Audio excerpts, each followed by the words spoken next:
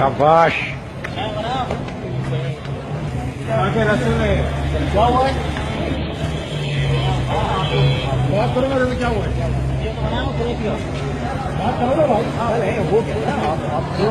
हो गया हमारी माँ को कोई गाली वगैरह बर्दाश्त करोगे?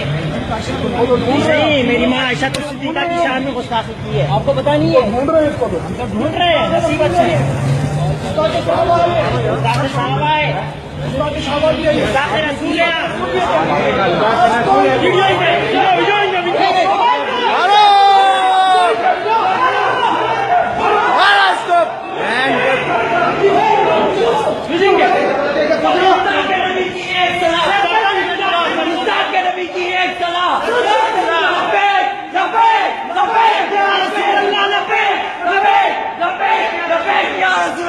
کہ جنید جمشید صاحب نے غلطی کی اور اس کی شرافت اس نے ہاتھ جوڑ کے معافی مانگی، میں اس کی شرافت ہی کہوں گا، ٹھیک ہے؟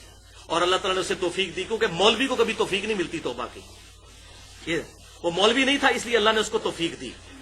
ان کے مولویوں کو کبھی نہیں، آج تک چھاپ رہے ہیں کتابیں، ان کو نہیں توفیق ملے گی، یہ وکالت کریں گے اپنے بابوں کی۔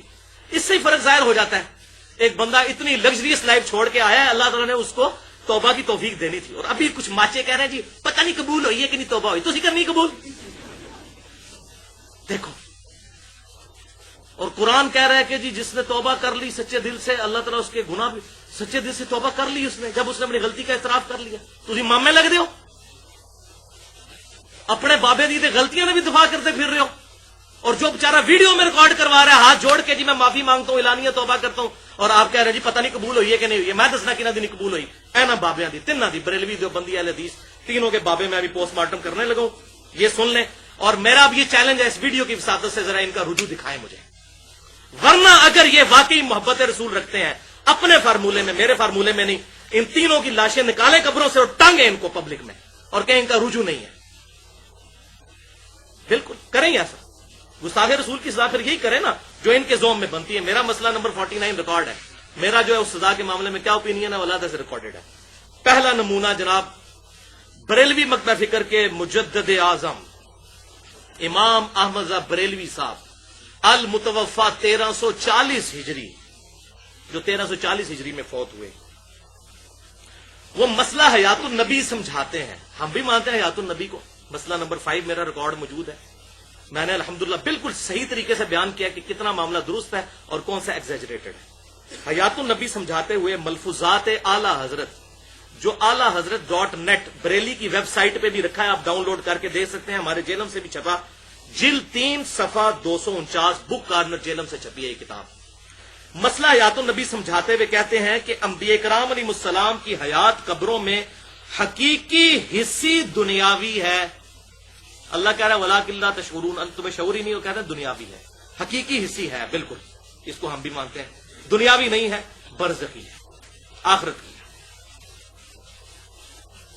بلکہ میرے آقا سیدی محمد بن عبد الباقی زرقانی، یہ ان کے بھی بزرگ ہیں، بزرگ بھی آگے اپنی لڑی پہ ہوتے ہیں نا، تو اپنے بزرگ کا ذکر کر رہے ہیں۔ زرقانی المتوفا 1124 ہجری، بھی کوئی بہت پرانے بزرگ نہیں ہیں، 300 سال پہلے، لیکن ان کے لیے تو بزرگ تھے، ان سے 200 سال پہلے تھے، اور یہ بزرگ بریلوی اور دیوبندیوں کے مشترکہ ہیں۔ فضائل اعمال میں اس زرقانی کے بہت حوالے ہیں، فضائل حج میں بھی موجود ہیں، یہ بابا مشترکہ ہے۔ اور کہتے ہیں جی احمد بریلوی صاحب نے تو ان کو نقل کیا، نقل نہیں کیا، ان کو اپنا آقا کہا ہے۔ اگر یہ کہہ دیں جی میرے آقا غلام احمد قادیانی فرماتے ہیں، تو آپ کہیں جی غلام احمد قادیانی کو نقل کی، تو آقا کیوں کہا ہے اس کو؟ سیدی، وہ دلیل میں پیش کر رہے ہیں، کوئی دلیل میں انہوں نے حدیث تو نہیں پیش کرنی تھی نا، بابے کا قول پیش کرنا تھا، ان کا یا تو نبی میں تمہیں سمجھانا وا، میرے آقا سید محمد بن عبد الباقی زرقانی فرماتے ہیں کہ انبیاء کرام علیہ السلام کی قبور مطہرات میں ازواج مطہرات پیش کی جاتی ہیں، اور نبی اپنی بیویوں کے ساتھ شباشی فرماتے ہیں قبروں میں۔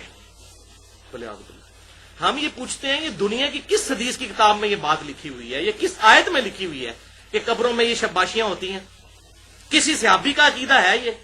کسی تابعی کا، کسی تبع تابعی کا، کسی محدث کا؟ بتائیں۔ آپ کہتے ہیں امام حنیفہ رحمۃ اللہ علیہ کے مقلد ہیں، ان کے ہی دکھا دیں، لیکن پھر کہیں گے ہم ان کے مقلد تو ہیں، وہ فقہ میں عقیدوں میں تو ابو الحسن ماتریدی اور ابو الحسن اشری اور ابو المنصور ماتریدی کے، چلو ماتریدی سے یا اشری سے ہی دکھا دیں کہ کہیں ان کے یہ عقیدے ہوں، یہ قبروں میں پیش کی جاتی ہیں اور شباشی فرماتے ہیں۔ اب یہ ازواج مطہرات، ان کو شرم نہیں آئی؟ ان سے پوچھیں آپ اپنی ماں کے سامنے یہ بات کہہ سکتے ہیں کہ یہ میرا کمرہ ہے جہاں پہ میرے والد صاحب میری ماں کے ساتھ شباشی فرماتے ہیں، ایک چپیڑ پوے گی تو جناب سیدھا ہو جاؤ گے؟ ادھر لوگ وکالت کرتے ہیں، تو ان کو یہ تو خود وانتم تعلمون، اور جامعہ ترمذی میں حدیث ہے جو بات تمہیں شک میں ڈال دے اسے چھوڑ دو. تو یہ انہوں نے من گھڑت عقیدہ کھڑا، اور یہ ہے رحمت اللہ علیہ. اور جنید جمشید صاحب معافی مانگ کے بھی لعنت اللہ علیہ، اور ان کی توبہ قبول نہیں ہے. انہوں نے جیسے معاف کرنا ہے ولیعوذ باللہ تعالی. ابھی میں اس پہ حدیثیں بیان کروں نا بخاری مسلم سے کہ جو کسی مسلمان کے بارے میں کہے کہ اس کی توبہ قبول نہیں، اس کے اوپر کیا وعیدیں آئی ہیں کہ اللہ تعالیٰ ایسے لوگوں کو دوزخ میں ڈالے گا جو مسلمانوں کے بارے میں کہتے ہیں اس کو تو اللہ تعالیٰ نے بخشنا ہی نہیں ہے. کتنی حدیثیں موجود ہیں. ایک درج ہے جناب کسی کے بارے میں فتویٰ کرتے ہوئے. اللہ اور بندے کا معاملہ ہے، جب پبلکلی توبہ اناؤنس ہوگی دیٹس آل، ختم. آپ کا بھی جو گلا تھا وہ دور ہو گیا. ہمارے نزدیک تو وہ معاملہ ویسا ہے بھی نہیں تھا، بالو اس کی شرافت ہے. دوسرا نمونہ، جو بند حضرات کے مجدد اعظم حکیم الامت 2000 کتابوں کے مصنف اشرف علی تھانوی، اور یہ اتنی شرمناک بات ہے، یہ میں نے آج پہلی دفعہ یہ آن ایئر بیان کر رہا ہوں اشرف علی تھانوی صاحب کی، کیونکہ مجھے اب اتنا غصہ آیا کہ دیوبند مدہ فکر کے لوگ بھی جنید جمشید صاحب ہمارا کوئی تعلق نہیں ہے، وہ طارق جمیل صاحب بھی کہہ رہے ہیں میرا کوئی تعلق نہیں ہے. اور یار تو لوگوں کو صحیح بات بتا، میرا کوئی تعلق نہیں، میرا کوئی تعلق نہیں ہے، میرا کوئی تعلق نہیں ہے کہ میں صحیح بات لوگوں کو بتاؤں. ٹھیک ہے نا، میں نے نہیں صحیح بتا دی ورنہ میں خود دنگا ہو جاؤں گا. ان کو پتا یہ بخاری مسلم پڑھی تو پھر مجھے یا تو منکرین حدیث بننا پڑے گا، منکرین قرآن پڑھنا پڑے گا. تو وہ جناب سیدھی ایک بات کہے کہ جان چھڑا دی جناب منو نہ کچھ کبھی ہو، کیونکہ ظاہر ہے ادھر تو لوگ پھر قانون بھی ہاتھ میں لے لیتے ہیں نا. آپ کو بات کر رہے ہیں لوگ کہتے ہیں جناب یہ کر دیں گے وہ کر دیں گے. تو اتنا تو کون حسین تو نہیں روزانہ ماما جمنیاں تے الحسینی بھی روزانہ نہیں ماما جمنیاں. حالت صاف ہے. حق کرنا، حق کی بات کرنا کوئی سوکھا تو نہیں ہے، گردن کٹتی ہے، سیدھی سی بات ہے. اللہ تعالیٰ اپنے بندے اٹھاتا ہے. تو اشرف علی تھانوی صاحب المتوفا 1362 ہجری، ان کا رسالہ نکلتا تھا الامداد. جیسے آج کل بھی یہ ضرب مومن نکلتا ہے دیوبندیوں کا، اہل حدیث کا نکلتا ہے وہ الحدیث یا السنہ نکلتا ہے، یا اسی طریقے سے جو ہے وہ بریلویوں کا نکلتا ہے اہل سنت. اس طرح رسالے اشرف علی تھانوی صاحب اپنی زندگی میں ایک ماہنامہ رسالہ نکالا کرتے تھے جس میں لوگوں کے سوالوں کے جواب دیتے تھے. اس کا نام تھا الامداد. اور پتہ نام کیوں تھا؟ ان کے پیر صاحب کا نام تھا امداد اللہ مہاجر مکی، ان کے نام پہ، بزرگوں کے نام. لڑی چلتی ہے جناب، لڑی کا فوراً تیار ہوتا ہے. لڑی کیوں چلتی ہے؟ تاکہ آنے والے ہمارا نام ساتھ لگائیں. سمجھ آئی؟ ظاہر ہے پھر آپ دیکھیں نا جامعہ اشرفیہ اس لیے رکھا گیا نا. اگر انہوں نے الامداد نہ رکھا ہوتا تو آج لوگ اشرفیہ بھی نہ رکھتے. نسبتیں چلتی ہیں نا آگے. اپنے بابوں کی نسبت بیان کریں گے پھر آپ بھی بابے بنیں گے. بابا بننے کے لیے ضروری ہے کہ ایک پیچھے بابا ہو. تو اس طرح سلسلہ چلتا ہے، بابا بابا اینڈ دین بابا، سند آف بابا بابا بابا چلتی ہے. ٹھیک ہے، یہ اصل نہیں، یہ شرم کا مقام ہے، یقین کریں رونے کا مقام ہے. تو الامداد ماہ سفر 1335 ہجری، سمجھ لیں آپ یہ تقریباً 1920 کے آس پاس کی بات ہے. ٹھیک ہے جی، اس وقت کی 1335 ہجری میں سفر کے مہینے میں جو ان کا رسالہ نکلا. اور یہ بڑی عجیب بات ہے کہ 1336 کے سفر میں جو نکلا اس میں وہ لا الہ الا اللہ اشرف علی تھانوی رسول اللہ ہے ولیعوذ باللہ تعالی. وہ ایک مرید کا خواب، اور پھر خواب کو انڈورس کیا، کہنا جی خواب دیکھا تھا. وہ خواب تو اس نے دیکھا تھا، پیر کیا کہہ رہا ہے؟ ہاں تیرا پیر متبع سنت ہے. وہ انڈورس کر رہا ہے. یہ میں نے اس میں پوسٹ مارٹم کیا 71B میں. تو ماہ سفر 1336 میں وہ کلمہ اشرف علی تھانوی رسول اللہ. اور جناب بریلوی بھی خوش نہ ہو، بریلویوں نے بھی کلمہ آہستہ بہشتی پڑھایا، لا الہ الا اللہ چشتی رسول اللہ. سارے ننگے نے اس ماہ میں، اسی لیے مناظرے ہوتے ہیں. کہتے تواڈے بابے نے پڑھایا تو ساڈے بابے نے بھی پڑھایا، صاحب برابر ہو گیا. پتر تو کیوں فیل ہویا؟ بھاجی تواڈے دوست دا منڈا بھی تو فیل ہو گیا. یہ وہی بات ہے. تو لا الہ الا اللہ اشرف علی رسول اللہ معاذ اللہ، اور لا الہ الا اللہ اشرف علی تھانوی رسول اللہ، اور لا الہ الا اللہ چشتی رسول اللہ، دونوں کلمے. تو ماہ سفر 1336 میں وہ کلمہ ہے. اور ماہ سفر 1335 ہجری میں ایک اور خواب، اشرف علی تھانوی صاحب نے اپنی ایک کم سن شاگردنی سے شادی کی. دیکھا آج بھی یہی ہوتا ہے نا، یہی ہو رہا ہوتا ہے. اپنی ایک کم سن شاگردنی سے شادی کر لی. اب ظاہر شادی کی تو لوگ باتیں کر رہے تھے، اب شادی کرنے میں کوئی جرم نہیں ہے. لیکن پھر انہوں نے اپنے رسالے میں بھی چھاپا. انہوں نے لکھا کہ ہوا یہ تھا کہ میرے ایک مرید نے کچھ عرصہ پہلے ایک خواب دیکھا. یہ خواب خالی طاہر القادری صاحب نہیں دیکھتے، اس لیے ہوتا ہے القادری صاحب کہتے ہیں میں تواڈے خواب کھولے نا تو تمہیں رستہ بھی نہیں لبنا. وہ صحیح کہندا ہے. یہ سارے ایکو کچھ نے وہاں بھی دنگے نے. کہتے ہیں جی میرے ایک مرید نے خواب دیکھا کہ حضرت جی یعنی اشرف علی تھانوی صاحب کے گھر حضرت عائشہ آئی ہیں رضی اللہ تعالی عنہا. حضرت عائشہ کون ہے؟ ہماری ماں. تو اشرف علی تھانوی صاحب کہتے ہیں میں نے اس کی تعبیر یہ کی کہ کوئی کم سن لڑکی میرے ہاتھ لگے گی. استغفر اللہ. یعنی ماں کو خواب میں دیکھا ہے اور اس کو بیوی.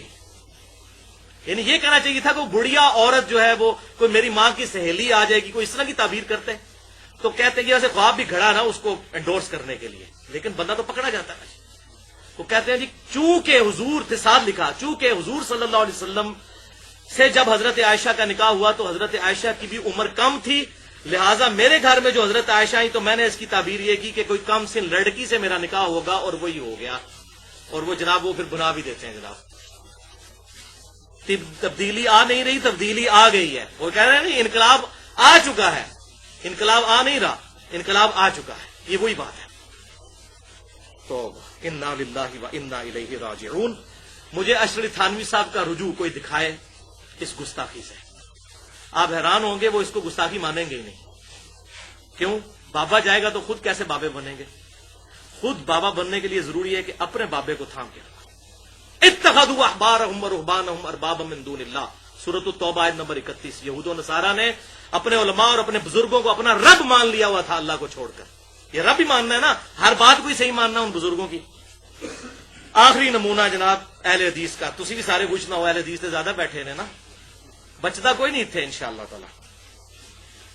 اہل حدیث حضرات کے بزرگ اعظم، ویسے یہ اس لیول کی بات نہیں ہے لیکن انصاف کا تقاضا تھا کہ میں ایک ادھر سے بھی کوئی مثال بڑی مشکل سے ڈھونڈ کے میں نے نکالی ہے. اس لیول کی نہیں ہے لیکن ہے صحیح ہے. ان کا جو کرائٹیریا اس میں تو ہے.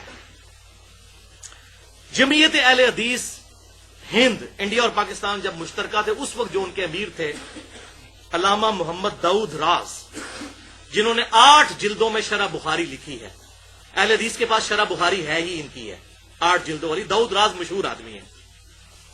انہوں نے صحیح بخاری کی حدیث ہے انٹرنیشنل نمبرنگ کے مطابق 7099 اور 4425. یہ 2 ترک لے کے آئے امام بخاری.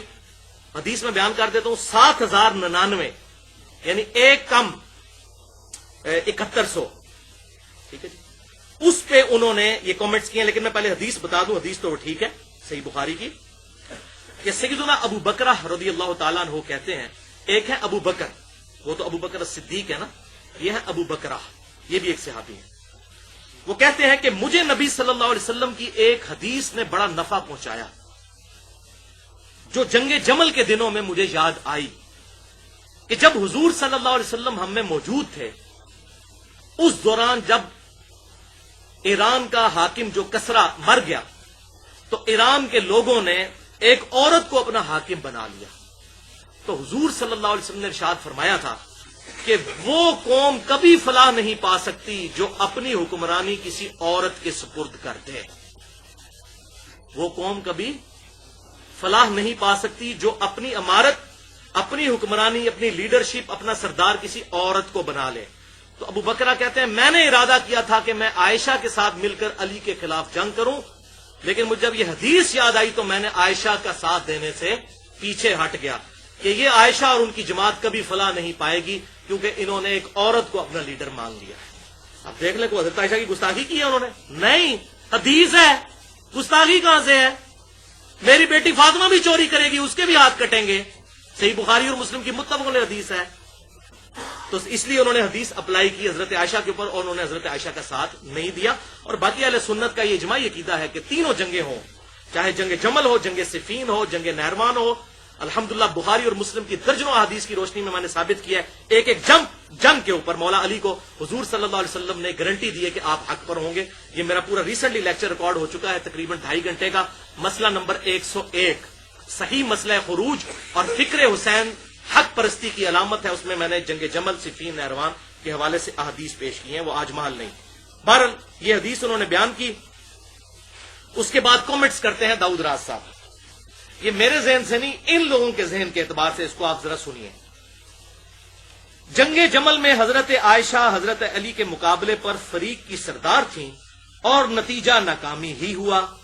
ابو بکرہ کے قول کا یہی مطلب تھا. حضرت عائشہ کو بھڑکانے والے چند منافق قسم کے فسادی لوگ تھے. یہ کون تھے؟ حضرت طلحہ اور زبیر تھے.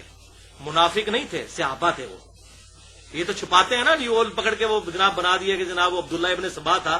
عبداللہ بن سبا تو بعد کی پیداوار ہے، اس کا تو کوئی لینا دینا ہی نہیں تھا اس کے ساتھ. یہ کون تھا؟ حضرت طلحہ حضرت زبیر رضی اللہ تعالیٰ. وہ تو کہہ رہے فسادی لوگ تھے جنہوں نے قتل عثمان کا بدلہ لینے کے بہانے مسلمانوں کو لڑوایا اور حضرت عائشہ پر جادو چلا کر یہ تعویل کریں گے. یہ تو محاورتاً بات ہوئی ہے. حضرت عائشہ پر جادو چلا کر اپنی فوج کا سردار بنایا اور جنگ جمل میں سراسر منافق یہودی صفت لوگوں کا ہاتھ تھا. ولیعوذ باللہ تعالی. مسند امام احمد کے اندر سلسلہ احادیث صحیحہ للبانی کے اندر کتنی احادیث موجود ہیں کہ حضرت طلحہ حضرت زبیر نے حضرت عائشہ کے ساتھ ایسا معاملہ کیا تھا. اور مسند امام احمد میں 24,299 نمبر حدیث ہے.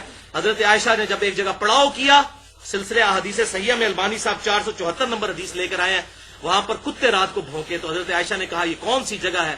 تو بتایا گیا یہ حوب ہے. تو اما عائشہ نے کہا اب میں آگے نہیں جانے والی، میں علی سے نہیں لڑنے والی. مجھے حضور کی وہ حدیث یاد آ گئی. حضور نے کہا تھا میری ایک بیوی کا کیا حال ہوگا جب حوب کے کتے بھی اس پر بھونکیں گے، میں واپس جاؤں. تو حضرت زبیر نے کہا نہیں اما آپ چلیں، آپ کی وجہ سے یہ ہو جائے گا. بعض روایتوں میں عبداللہ ابن زبیر کا آتا ہے.